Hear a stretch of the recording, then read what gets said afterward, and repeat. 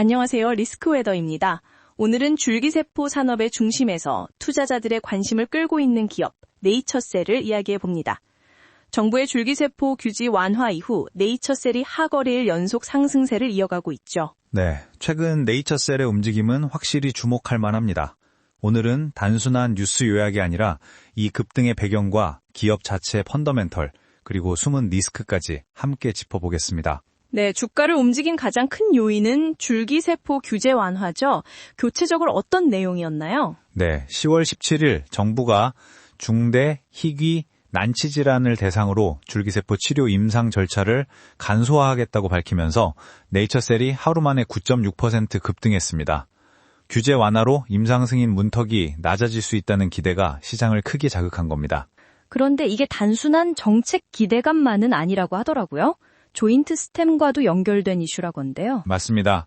조인트 스템은 네이처셀의 핵심 줄기세포 치료제인데 식약처에서 2023년, 2024년, 2025년 8월까지 세 차례나 허가가 반려된 적이 있습니다. 이유는 통계적 유의성을 확보했지만 환자가 실제로 체감할 만큼의 효과는 부족하다는 판단이었죠. 이번 규제 완화는 바로 그 평가 기준을 바꿀 가능성이 있습니다. 정부가 임상 효율성을 높이려는 방향으로 움직이면서 네이처셀은 다시 기회를 잡을 수 있다는 기대가 커진 겁니다. 그러니까 규제 완화가 단순 호재가 아니라 조인트 스템의 허가 가능성을 현실로 끌어올리는 거군요. 그렇죠. 게다가 네이처셀은 국내 제도전과 함께 미국 FDA 가속 승인 절차도 병행 중입니다. 미국은 데이터 기반의 임상 설계에 더 유연하기 때문에 시장에서는 두 국가의 규제 방향이 맞물리면 허가 성공률이 한층 높아질 거라고 보고 있습니다. 주가가 많이 오르긴 했는데 그만큼 변동성도 클 것 같아요.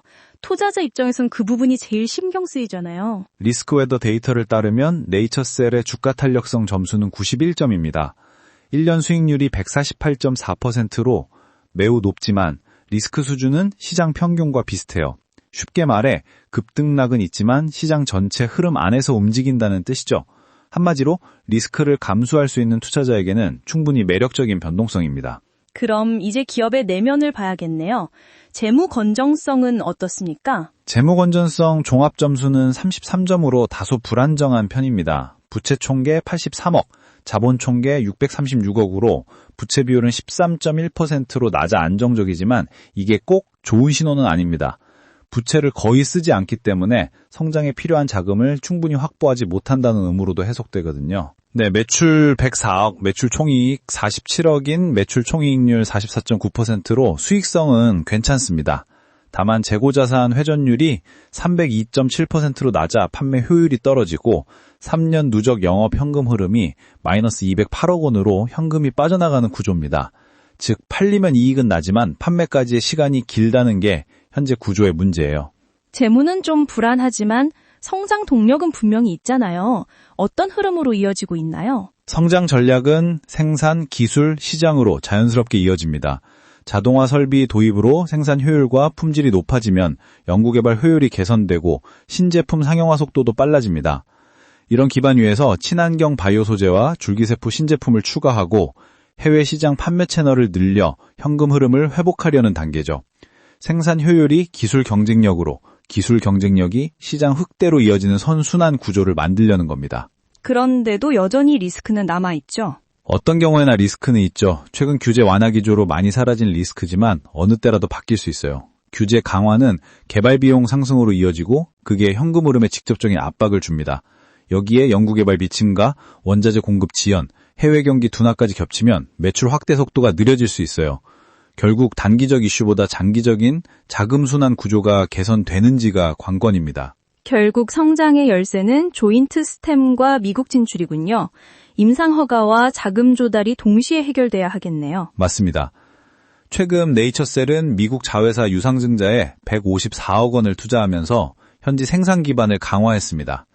이 투자가 임상 3상과 연계되면 의미가 크겠지만 자금 집행이 계획대로 이루어지지 않으면 성장 시나리오가 지연될 수도 있습니다. 그래서 시장은 향후 분기마다 임상 진행 속도와 현금 흐름 회복을 함께 주시하고 있습니다. 정리해보면 어떤가요?